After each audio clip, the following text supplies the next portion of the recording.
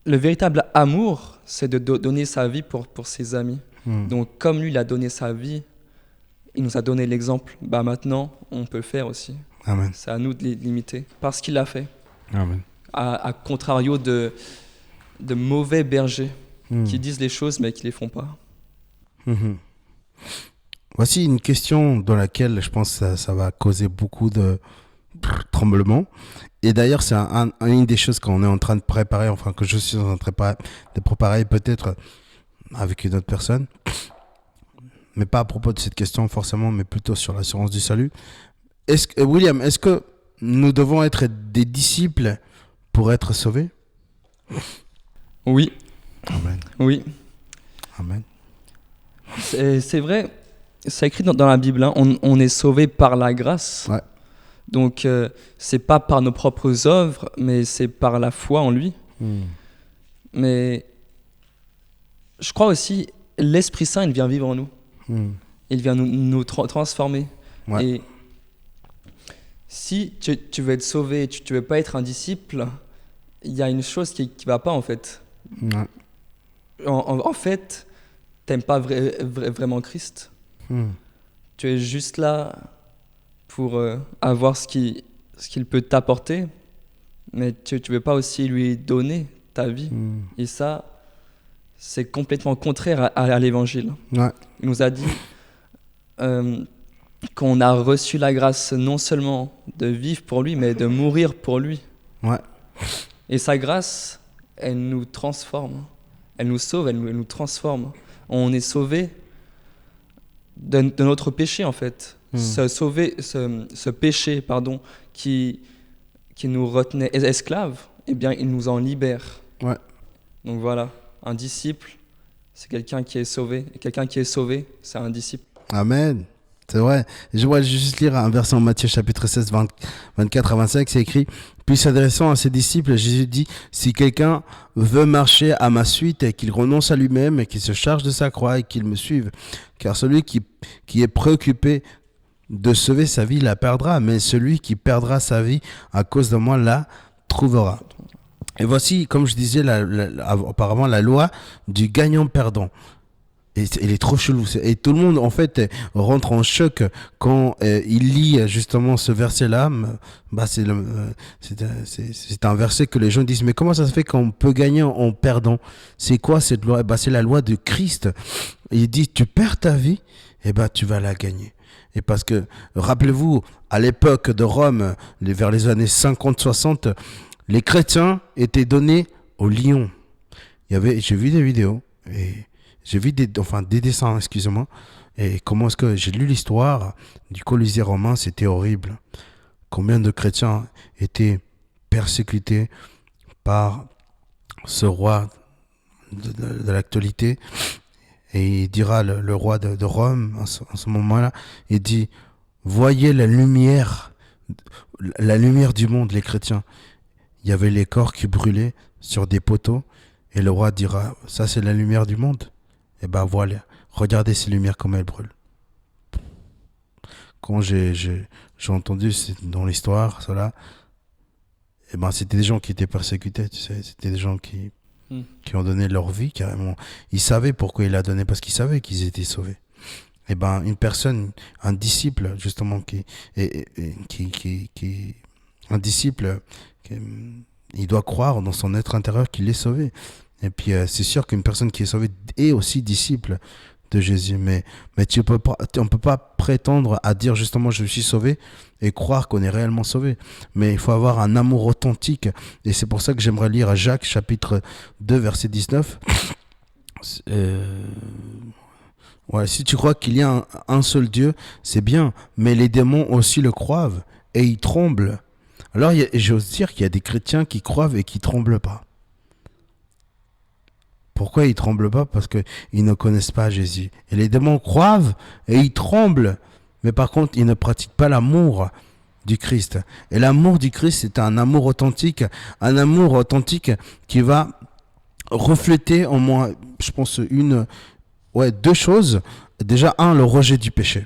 Cet amour authentique va refléter le rejet du péché. Et de deux, un désir d'obéissance envers le Sauveur. Et puis j'aimerais juste lire sur le rejet du péché un verset de la Bible, en Tite chapitre 2 versets 11 à 14. C'est écrit: en effet, la grâce de Dieu s'est révélée comme une source de salut pour tous les hommes. Elle nous éduque et nous amène à nous détourner de tout mépris de Dieu et à rejeter les passions des gens de ce monde. Ainsi, nous pourrons mener dans le temps présent une vie équilibrée, juste et empreinte de piété. En attendant que se réalise notre bienheureuse espérance, la révélation de la gloire de Jésus-Christ, notre grand Dieu et Sauveur.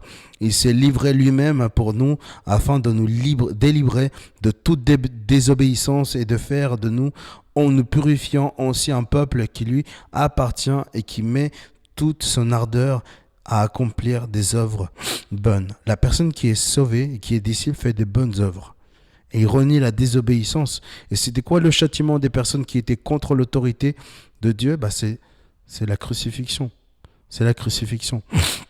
Et la deuxième, c'est le désir, un grand désir ardent d'obéissance envers Dieu. Et c'est... Jean chapitre 14, verset 21, celui qui m'aime, c'est celui qui retient mes commandements et les applique. Et mon Père aimera celui qui m'aime, et moi aussi je l'aimerai, et je me ferai connaître à lui. Corandeo, c'est vivre devant la face de Dieu. Quand tu aimes Dieu et quand Dieu t'a sauvé, tu vis toujours devant sa face, parce que tu vois Dieu partout et tu ne peux pas te comporter comme auparavant. Dans la parole dira, le fou dit que Dieu n'existe pas. Et c'est un fou. Dans la traduction la plus exacte, c'est écrit stupide. La personne stupide dit que Dieu n'existe pas. Et malheureusement, on vit dans un monde rempli de stupides qui ont besoin de Jésus. Je sais que je suis allé un peu fort dans mes mots, mais c'est une réalité, en vrai. Tu veux dire un truc peut-être? Ouais, moi. Donc encore sur le sujet, est-ce qu'un... je sais à quoi la phrase. Est-ce que nous devons être ses disciples pour être sauvés? Ouais. Donc, je viens de penser à un passage. Ouais. On peut commencer dans Romains chapitre 5, verset 20. Or, la loi est intervenue pour que l'offense abonde, mais là où le péché a abondé, la grâce a surabondé, afin que comme le péché a régné par la mort, ainsi la grâce règne par la justice, pour la vie éternelle par Jésus-Christ notre Seigneur. Amen. Donc là, on pourrait se dire, donc comme c'est là où le péché abonde, que la grâce elle surabonde, continuons de vivre dans le péché. Ouais. Donc voilà, si je suis sauvé, pardonné, je peux pécher, c'est pas grave. Mais ensuite, Paul, il dit au chapitre 6, que dirons-nous donc? Demeurerions-nous dans le péché afin que la grâce abonde? Loin de là, nous qui sommes morts au péché, comment vivrions-nous encore dans le péché? Ignorez-vous que nous tous qui avons été baptisés en Jésus-Christ, c'est en sa mort que nous avons été baptisés. Nous avons donc été ensevelis avec lui par le baptême en sa mort, afin que comme Christ est ressuscité des morts par la gloire du Père, de même nous aussi, nous marchions en nouveauté de vie. Donc, comment tu peux te dire chrétien et vivre dans le péché, en fait. On peut encore pécher, on peut encore tomber, on n'est pas parfait. Mais il y a une différence entre vivre dans le péché et tomber. Voilà. Ouais, c'est vrai, j'aime beaucoup ce qu'il a dit. C'est vrai qu'il y a une différence entre un amateur de football et un professionnel. le professionnel comme Messi, il gagne des millions et c'est pas cool. Enfin, voilà, chacun son avis. Et puis, il y a l'amateur qui fait ça de temps en temps, mais qui en réalité n'est pas payé pour, n'est pas salarié. Et puis, on sait tous que le salaire du péché, c'est quoi? C'est la mort. Messi, il est salarié d'un bon salaire. Très bon salaire. Très bon salaire. Mais les amateurs ne sont pas payés. Oui. Ils ne gagnent rien. Ils font Et ils font ça comme ça, juste. Mais c'est vrai que c'est pas un bon exemple peut-être pour le dire qu'il faut pécher. Non, pas du tout. Et c'est vrai que dans le premier chapitre, dans le premier épître de Jean, c'est écrit que nous sommes tous pécheurs. Celui qui dit qu'il n'a pas de péché, il fait de Dieu un menteur. Alors nous continuons à pécher, pas parce que nous le voulons, mais parce que nous habitons encore dans notre corps de chair qui nous dit de faire des mauvaises choses. Et nous devons discipliner notre corps. Nous devons nous discipliner afin d'accomplir ce que le Seigneur veut qu'on fasse dans ce monde et qui nous donne le bon, le vouloir et le faire en faisant sa volonté dans ce monde. Et puis j'aimerais juste, moi, en tout cas finir, je sais pas si tu veux finir avec quelque chose toi aussi, mais moi j'aimerais finir par quelque chose que j'ai prêché le samedi, hier je pense. Oui, j'étais au Salève, et puis c'était marrant, tu sais, William, je pense que je t'ai déjà raconté, mais on était au Salève, on a chanté là-bas, il y avait une guitare, je l'ai pris, papa, on a chanté, après Yeshua, après la guitare, on a chanté des chansons, c'était magnifique. Et puis, j'étais en train de dire à tous mes jeunes qui étaient au Salève avec moi, et puis il y avait 2 dames qui sont venues tout d'un coup s'incruster, ils se disaient, vous parlez de Jésus? Ah, ok, je vais écouter, elle a dit. Et puis il y a une autre dame qui n'a rien dit, elle s'est assise, et puis elle a parlé avec nous. Et puis je finissais avec cette conclusion, que je vais vous finir avec cette conclusion, c'est que en fait, pour ressembler à Jésus et pour être comme Jésus, et Jésus il a été qui il était en 3 chemins. Et j'aime beaucoup cette phrase, n'est pas la mienne si jamais, c'est un théologien, je me souviens plus son nom, mais il a dit que Jésus avait 3 choses que beaucoup des chrétiens ignorent dans ce monde. Il avait un désert, il avait un Gethsémané, et il avait un Judas. Beaucoup de fois, en tant que chrétien, on ne veut pas aller dans le désert. Et si vous lisez très bien dans la Bible, c'est écrit que le Saint-Esprit ramena Jésus dans le désert. Ce n'est pas lui qui s'est ramené tout seul, mais plein de fois, nous allons être ramenés dans un désert. Pourquoi nous sommes ramenés dans un désert? Jésus a été ramené dans un désert pour être tenté. Et nous allons être tentés aussi, pas parce que Jésus veut voir qu'on va réussir, mais parce que Dieu veut que tu vois et que toi tu as réussi. C'est différent. Et nous allons tous avoir un Gethsémané, un moment d'intimité où nous allons même, Jésus n'a pas douté, mais nous allons douter dans notre endroit le plus intime, notre Gethsémané, notre chambre, ou peu importe, où on va dire, Seigneur, qu'est-ce que c'est ta volonté que je souffre ou pas? Mais Seigneur, c'est comme tu veux, peu importe, je le prendrai. Et nous allons tous avoir un Judas. Une personne qu'on a nourrie, qu'on a logée, qu'on a enseignée pendant des années, qu'on lui a donné une place dans notre ministère, qu'on lui a donné une place dans notre vie, et qui a été peut-être un de nos meilleurs amis, te trahir d'une autre façon, on aura un Judas. Et Jésus, il a eu un désert, un Gethsémané, un Judas, et sans cela, on ne pourra jamais ressembler à Jésus. Voilà. Amen. Amen. Amen. Ouais. Donc on voit vraiment dans tout ça que suivre Jésus, c'est pas simple. Non. Ouais. Et même souvent aujourd'hui, on peut entendre des chrétiens qui disent si tu viens à Christ, si tu crois en lui, ta vie elle sera transformée. Tu auras une vie super, vraiment, elle sera trop bien et tout ça. La vérité, c'est que oui, tu auras une meilleure vie, mais pas physiquement, forcément, non. Non, elle sera même peut-être sûrement plus difficile. Elle sera bien plus difficile parce que Christ, il dit, vous n'êtes pas de ce monde, c'est pour ça qu'il vous hait. C'est parce que vous êtes dans ce monde, mais vous n'êtes pas du monde. Donc, vous serez haïs. Vous n'êtes pas plus grand que le maître. Et le maître, il a été persécuté. Ouais. Et vous aussi, vous serez persécutés. Vous serez dans la souffrance, souvent. Ça va être difficile.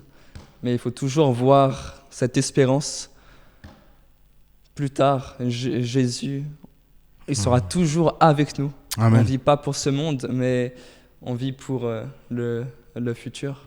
Amen. On doit placer notre espérance en ça. Et puis, d'ailleurs, j'ai un verset par rapport à ça. Bah, génial. Il y a toujours un verset. Mais la parole, c'est super important. Amen. Alors, C'est dans Hébreux, chapitre 11, versets 24 à 26. Il a choisi de prendre part aux souffrances du peuple de Dieu plutôt que de jouir momentanément d'une vie dans le péché, car estimait-il subir l'humiliation que Christ devait connaître constituait une richesse bien supérieure au trésor de l'Égypte. Il avait en effet les yeux fixés sur la récompense à venir. Là, c'est dans Hébreux, ça parle de Moïse. Moïse, il n'est pas entré en terre promise. Il a passé ses 40 ans à marcher dans le désert. Et vraiment, comme tu as dit, Christ, il avait un désert, un Gethsémane et puis un Juda. Donc, puis aussi, ouais, faut pas se dire, oh non, si c'est être chrétien, c'est souffrir, je veux pas. Non, faut pas se dire ça. Beaucoup se disent ça. C'est triste. Mais ouais, faut se dire en fait que ces souffrances, elles sont bien pour nous. Elles nous font grandir et elles glorifient Dieu. Ouais. Elles témoignent de son amour. Amen. Vraiment, moi je vois plein de choses dans ma vie, si je ne les avais pas vécues, si je n'avais pas peut-être un peu souffert à cause d'elles, eh bien aujourd'hui, je n'en serais pas là aujourd'hui. Ouais. Donc, comme le dirait dans... C'est juste là le verset, comme ça je dis bien. C'est dans Romains chapitre 8, verset... C'est 28 je crois. 28, ouais. Yes, c'est ça. Nous savons du reste que toute chose concourt au bien de ceux qui aiment Dieu, de ceux qui sont appelés selon son dessein. Donc, toute chose, qu'elle soit bonne ou mauvaise, en Christ, elle concourt au bien. Et Dieu, il transforme le mal en bien. Amen. Gloire à Dieu. William, ça m'a fait vraiment plaisir de... Je pense que c'est notre premier épisode ensemble. Hein. Exactement. Et ça me fait plaisir de faire cet épisode avec toi. Et puis, j'espère qu'on en fera plein. On a d'ailleurs un podcast. On va en faire un. Oui. Tu as un qui est prévu. On leur dit ou pas?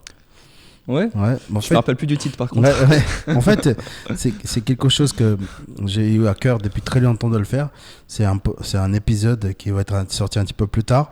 Il s'appelle... Oui, je me rappelle. Vas-y. Comme ça, l'hérésie contemporaine contre le Saint-Esprit. Exactement. C'est bien, c'est venu. Hein. L'hérésie contemporaine contre le Saint-Esprit.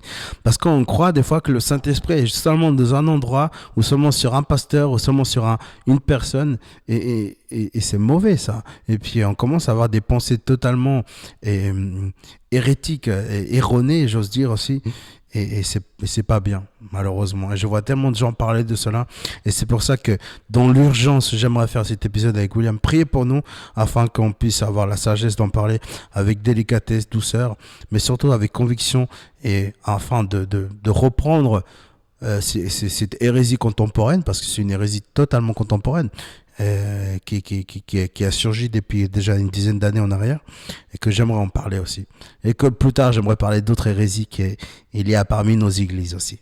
Du coup, voilà, moi j'ai fini, et puis je pense que William aussi. Merci à chacun de nous soutenir avec vos likes, avec vos commentaires, et puis même à prier pour nous. Une des choses les plus importantes que j'aime demander toujours à les personnes, c'est de prier pour nous. Priez énormément pour nous, parce que tout ce qu'on fait, c'est pour la gloire de Dieu. Personne ne gagne de l'argent ici. On le fait pour la gloire de Dieu, et c'est simplement pour sa gloire, afin que les vies soient transformées. Du coup, voilà, je pense que on va finir avec une prière. Tu veux la faire? Je la fais? Oui. Je peux la faire. Vas-y, mon frère. Vraiment, je te remercie, Père, pour ce que tu fais en nous, pour qui tu es. Je te prie vraiment que cet épisode il puisse te toucher, parce que c'est vraiment un sujet super important et il nous touche tous, peu importe qui on est. Et peut-être il y a des personnes, elles nous suivent là, que vraiment elles puissent prendre cette décision de suivre Christ à 100%, pas juste, je vais dire clairement, comme des hypocrites, qu'on ne soit pas des chrétiens hypocrites qui te suivons juste le dimanche à l'église et qui le reste de la semaine on t'oublie. Non, Que vraiment, on te rende le culte que tu dois, en esprit et en vérité, à 100%, Père, et que ton nom soit béni. Amen. Amen. Abonnez-vous et puis on se revoit bientôt. Ciao, ciao. Bye.